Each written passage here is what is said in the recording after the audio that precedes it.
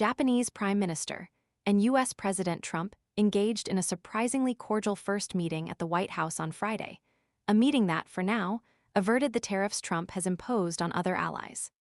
The two leaders showered each other with praise, pledging solidarity against what they termed Chinese aggression, and announcing a resolution to a stalled deal involving the struggling U.S. Steel Corporation.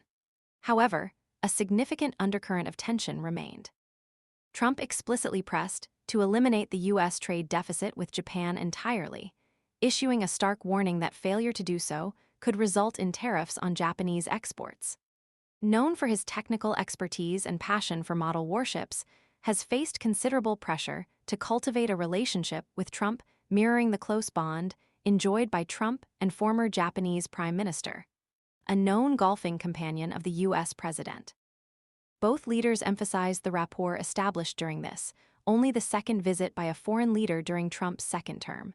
At the joint press conference, described his initial impression of Trump, remarking, "I was so excited to see such a celebrity on television in person," carefully adding, "I was not trying to suck up." He further elaborated on his experience, stating, "On television he is frightening and has a very strong personality. But when I met with him actually, he was very sincere and very powerful." The exchange was punctuated by moments of Trump, known for his unconventional praise, complimented appearance, calling him good-looking, a high accolade in Trump's lexicon. When deftly, a hypothetical question concerning potential retaliation against U.S. tariffs, responding that he couldn't answer a theoretical question, Trump chuckled, responding, "That's a very good answer." Trump also revealed that Japan's Nippon Steel would make a substantial investment in U.S. steel, clarifying that it would be an investment rather than the previously negotiated takeover. This deal, it's worth noting, had been blocked by Trump's predecessor, Joe. Beyond the immediate economic discussions, the two leaders reaffirmed the long-standing U.S.-Japan alliance in security and trade, despite concerns that Trump might adopt a similar adversarial stance toward Tokyo as he has with other allies. They jointly condemned China's provocative activities in the South China Sea, explicitly referencing Chinese economic aggression.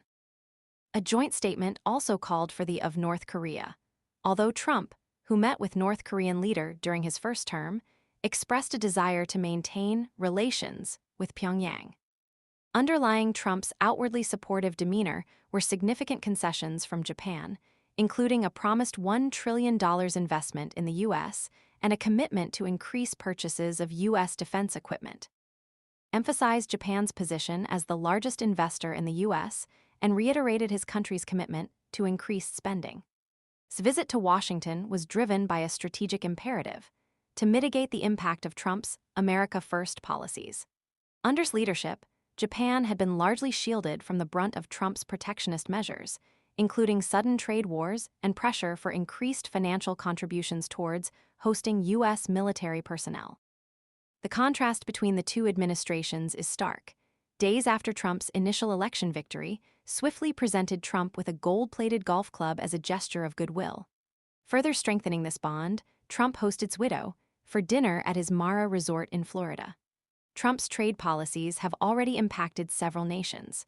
Tariffs have been imposed on China, Mexico, and Canada, although the latter were temporarily suspended.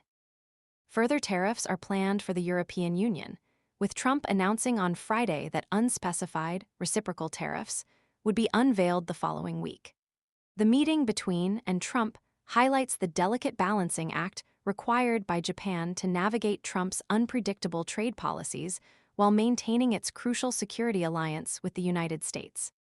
The apparent cordiality masks the underlying pressure on Japan to significantly alter its trade relationship with the U.S., a demand backed by the very real threat of significant tariffs. The long-term implications of this meeting and the concessions made by Japan remain to be seen.